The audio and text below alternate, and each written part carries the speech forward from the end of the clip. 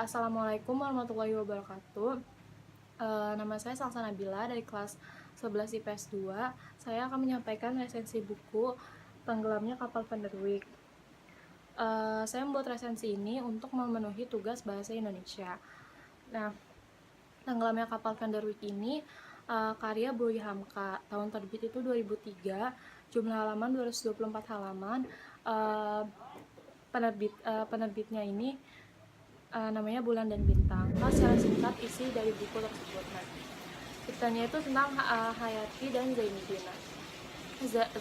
Zainuddin ini sebut anak pisang karena ayahnya itu adalah buangan. Dia itu orang Padang tapi dia dibuang ke Makassar. Nah, terus orang tuanya itu meninggal sejak Zainuddin kecil. Nah, karena itu dia diasuh oleh Mak Base.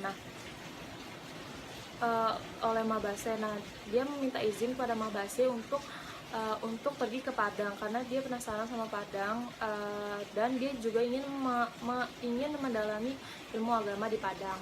Akhirnya dikasih izin sama Mabase. Nah, terus dia pergi ke Padang. Nah, di Padang dia nggak diterima baik sama keluarga ayahnya dan masyarakat di situ, dan masyarakat di Padang juga dia nggak diterima baik. Akhirnya dia tetap di Padang. Dia tinggal di rumah saudara ayahnya.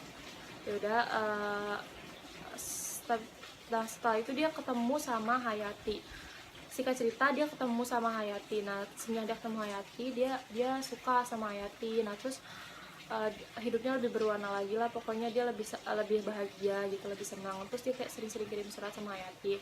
Nah, berita ini tuh diketahui sama Datuk, ayahnya Hayati. Nah, ayahnya Hayati tuh gak suka kalau Hayati dekat-dekat sama Zainuddin karena Zainuddin tuh anak pisang kan tadi ya. Nah, akhirnya Zainuddin diusir sama datuknya itu, diusir. Nah, sebelum diusir, Zainuddin pergi ke tempat dia menulis. Nah, ternyata di situ ada Hayati juga. Nah, yaudah, ada dialog gitu sama Hayati. Hayati bersumpah dia bakal nunggu Zainuddin sampai 1, 2, atau 10 tahun. Terus juga Hayati kasih kerudungnya, kerudung Hayati dan beberapa helai rambut. Nah, setelah itu Zainuddin pergilah ke Padang Panjang. Nah, di Padang Panjang itu dia masih surat-suratan sama Hayati. Nah, masih sering surat-suratan sama Hayati. Terus Hayati bilang kalau Hayati kirim surat kalau dia bakal ke Padang Panjang juga nonton pertandingan pacuan kuda. Nah, dan dia menginap di rumah Hadijah. Hadijah itu sahabatnya Hayati.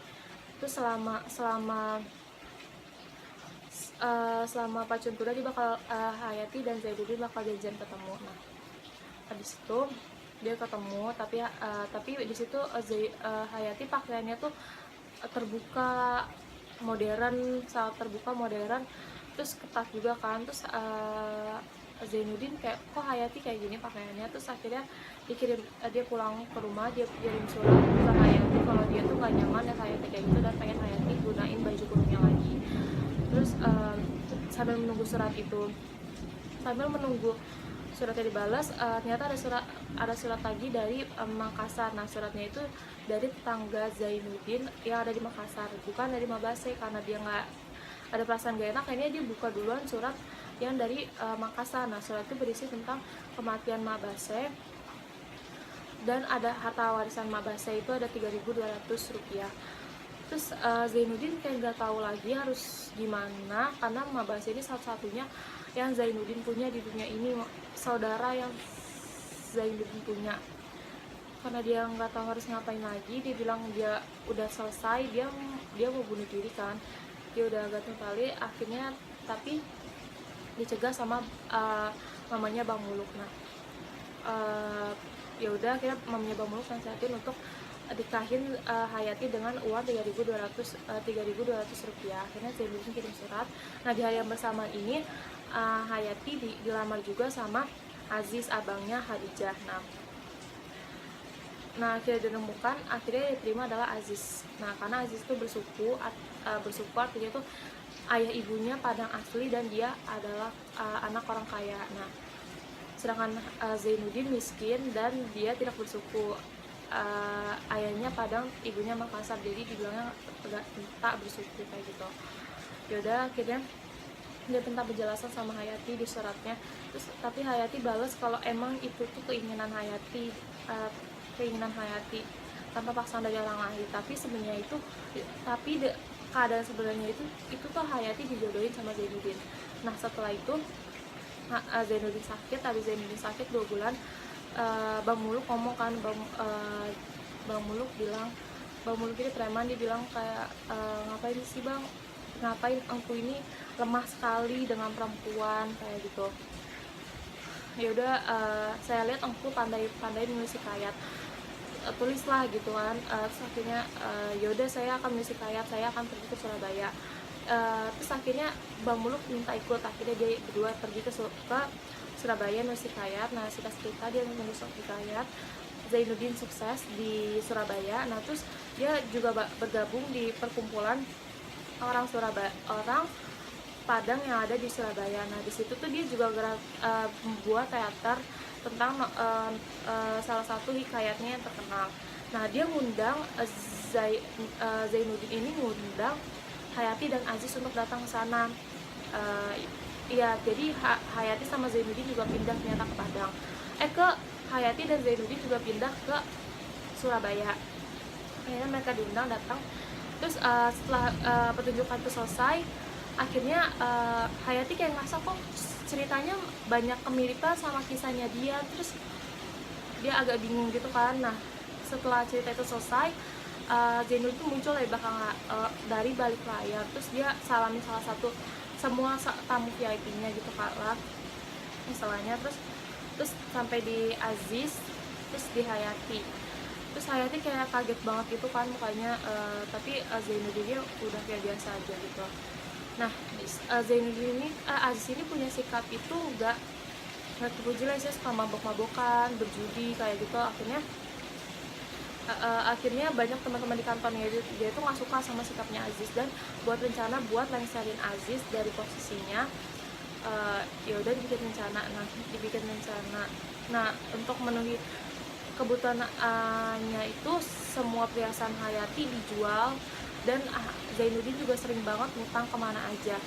Nah di hari itu akhirnya ya karena Aziz dijebak, akhirnya Aziz buat kesalahan di kantor dan dipecat. Habis itu dia hari yang bersamaan datang rentenir gitu, yang rentenir mau ngambil barang-barang dia karena Hayati dan Zainuddin nggak sanggup buat bayar utang-utangnya. Nah ya udah, karena Aziz nggak tahu dia mau kemana, Aziz dan Hayati pergi ke rumah Zainuddin. Dia nginep di situ. Terus karena Aziz nggak enak, akhirnya Aziz mau izin pergi ke Malang. Dia bilang dia mau kerja di Malang, tapi Hayati tetap tinggal di situ. Nah Hayati selama tinggal di situ, dia tuh masak, nyapu, ngepel, ngapain aja, diberi kebebasan sama Aziz.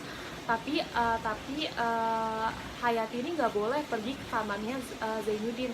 Tapi karena dia penasaran, dia nanya dong sama Bang Muluk, emang ada apa sih di situ. Akhirnya diajak pergi sama Bang Muluk ke kamarnya. Ternyata di kamarnya itu banyak kamarnya Zainuddin tuh banyak buku-buku hikayat gitu. Terus ada lukisan besar, nah lukisannya tutupin sama sutra warna hijau. Terus pas dibuka, itu tuh lukisan Hayati. Terus Hayati kayak nangis gitu kan. Nah nggak berapa lama setelah itu datang surat dari Aziz yang ada di Malang. Nah suratnya itu surat cerai buat Hayati, dan surat permohonan maaf kayak buat Zainuddin. Terus Aziz juga minta buat nikahin Hayati. Nah enggak, terus Zainuddin Zainuddin juga berlangganan surat kabar. Terus di situ tuh ada surat seorang pria gantung diri di hotel. Terus pas disama-samain, iya ternyata itu tuh Aziz bunuh diri. Terus karena itu Hayati minta untuk dinikahi oleh Hayati diminta dinikahi oleh Aziz sesuai dengan surat cerai yang pernah gitu. Tapi Zainuddin nggak mau. Akhirnya Zainuddin nggak mau, dan dia malah nyuruh Hayati buat balik lagi ke Padang Panjang. semua biaya bakal ditanggung oleh Aziz. Hayati naik ke kapal Vanderwyck. Hayati naik ke kapal Vanderwyck pergi. Dia akhirnya sebelum dia pergi, dia ngambil salah satu lukisan di rumah Zainuddin. Dia ambil lukisan di situ. Ya dia pergi naik dia diantar juga sama Bang Muluk, karena Zainuddin semenjak Hayati tinggal di situ dia pendiam, dia jarang pulang kayak gitu. Dan diantar Bang Muluk pergi ke situ. Nah setelah itu Zainuddin Bang Muluk nyampe rumah, terus dia cerita kalau dia sebenarnya tuh nggak enak kalau nyuruh Hayati pulang kayak gitu, dia kasar katanya, dia pokoknya nyesel lah. Terus nggak lama dari itu ada berita tenggelamnya kapal Vanderwyck. Nah dia langsung Zainuddin langsung ingat Hayati, terus dia langsung pergi ke tengah jalan, dia berhentiin taksi, dia langsung pergi ke tempat radio gitu untuk cari informasi korban siapa aja yang selamat. Nah habis itu korban yang selamat ya terus ada Hayati. Nah habis itu ada Hayati, ternyata dia pingsan. Habis pingsan dia sadar, terus dia ngomong kalau iya akhirnya iya nanti kita akan menikah kayak gitu. Nah terus dia pingsan lagi, terus semua dokter dipanggil, terus Zainuddin disuruh buat bacain ayat Al-Quran gitu, apa sih ya namanya ya itulah pokoknya. Terus pas baca itu Hayati malah meninggal. Ya Hayati meninggal. Nah nggak berapa lama kemudian Zainuddin tuh sering banget ngomong meninggal, mati gitu ke Bang Muluk. Nah nggak berapa lama kemudian juga terus Zainuddin juga nggak mau lah nulis hikayat lagi. Setiap hari juga dia pergi ke makam Hayati. Terus nggak berapa lama kemudian Zainuddin meninggal. Nah terus semua hartanya diwariskan kepada Bang Muluk. Selesai, jadi mereka berdua meninggal. Kelemahan dan kelebihan novel Tenggelamnya Kapal Vanderwyck. Kelebihan novel ini tuh dia tuh menyentuh hati pembacanya banget.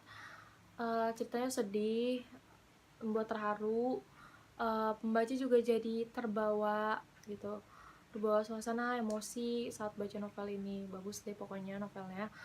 Terus dan endingnya juga nggak terduga gitu loh, nggak terduga banget. Nah terus dan ini juga mengajarkan banyak budaya gitu, budaya paling utama tuh budaya Padang dan budaya Makassar. Jadi lebih tahu tentang kebudayaan mereka. Oh gini tuh kebudayaan mereka tuh, kebudayaan Padang kayak gini, kebudayaan Makassar kayak gini gitu.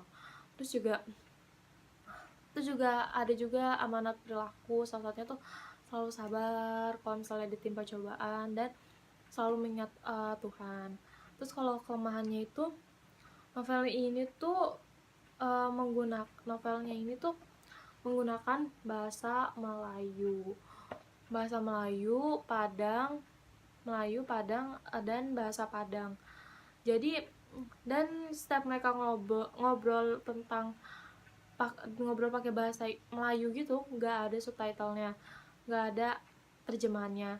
Jadi ditulis aja kayak gitu, paling cuma ada beberapa istilah doang yang ditulis. Jadi itu jadi apa ya, itu hambatan tersendiri, jadi kurang paham di situ itu. Dan kekurangannya itu banyak menulis tentang surat Hayati dan Zainuddin yang membuat membaca jadi bosan. Ya, ini saya lanjut ke filmnya. Nah di filmnya ini film Tenggelamnya Kapal Vanderwyck disutradarai oleh Sunil Soraya dan diproduksi oleh Lam Soraya. Diperankan oleh